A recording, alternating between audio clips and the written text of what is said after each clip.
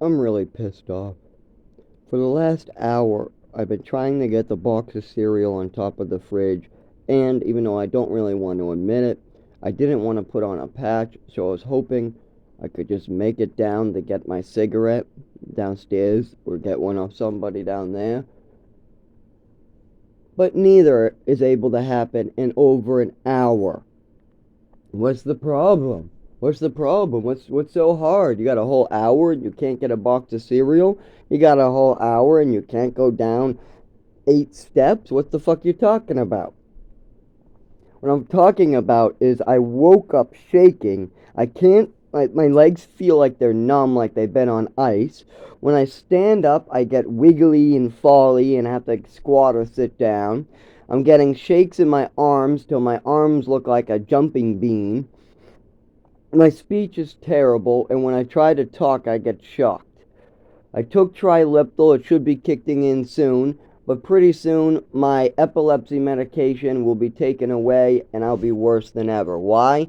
Once again, my mother and father, they don't want me getting help. My mother died not wanting me to get help while drugging herself with pills and alcohol. Then my father kept me from visiting her in the emergency room because he did not want the doctors talking to me because they would get the truth.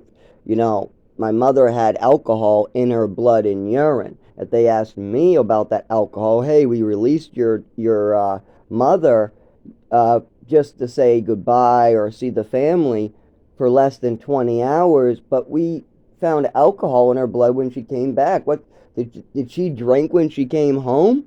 Yes, I would tell the doctor, yes, she did.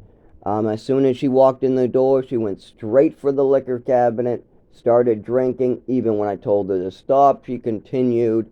So yes, my mother is an alcoholic, absolutely. I would have to tell her the truth.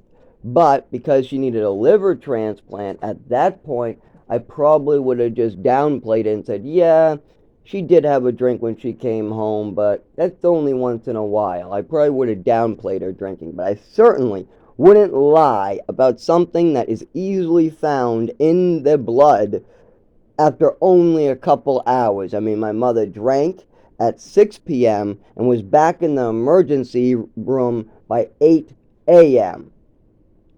She definitely had alcohol in her blood. She definitely had alcohol in her urine, and only 20% of her liver worked, and her skin was yellow, and she wasn't supposed to be drinking, yet she was.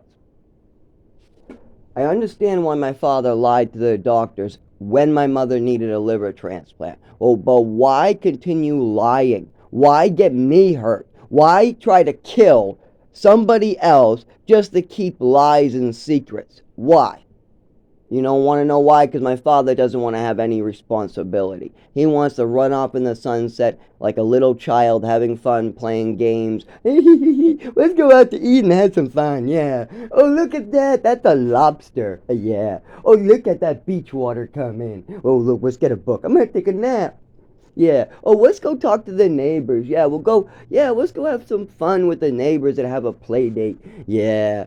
Here, let's have some more fun. That's what he wants to do. And he's afraid of taking responsibility because then people will really know what my childhood was like instead of his fantasy land. Oh, Zach got everything. It was perfect. He got the best education. He got the best mother. He got the best father. He got the best everything. It's all his fault. Everything's his fault.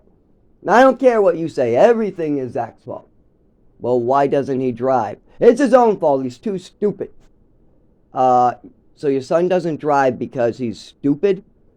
Yup. That's what my father goes with.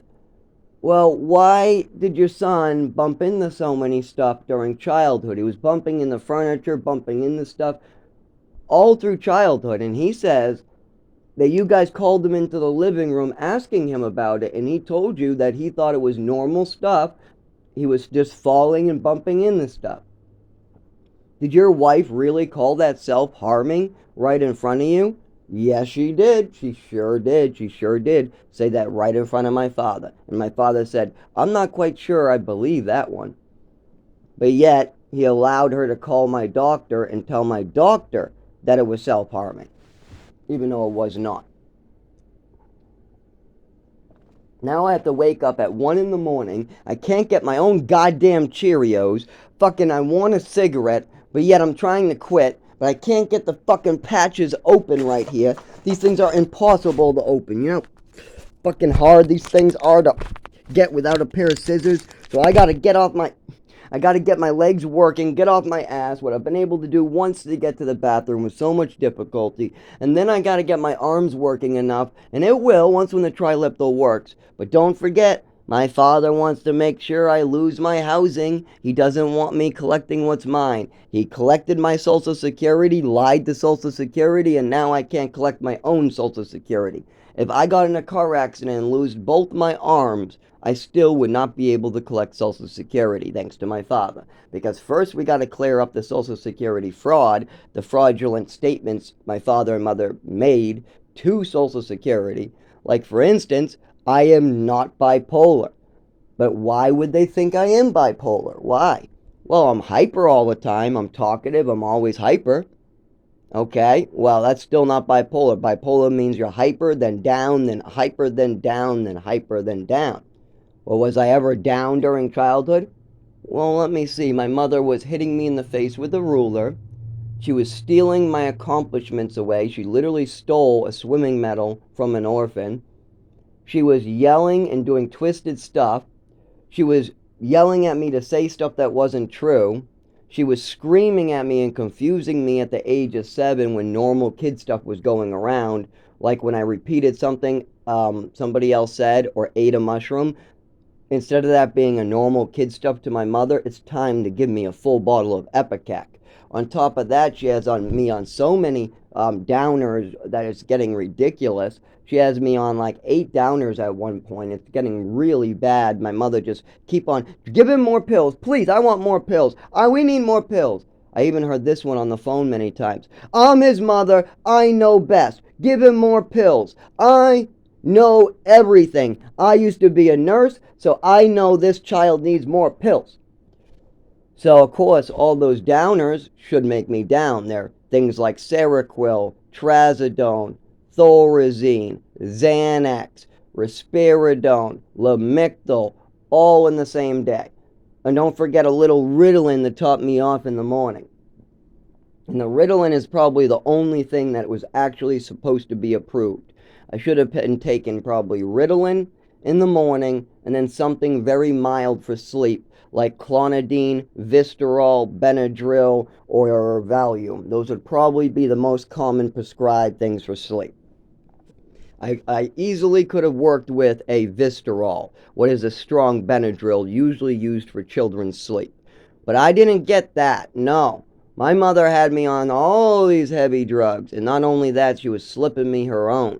Yes, I had an overdose at age 7. I wanted help at the doctor's, and my mother would not allow anybody to help me. As soon as the school said something was wrong, started putting me in physical therapy, speech therapy,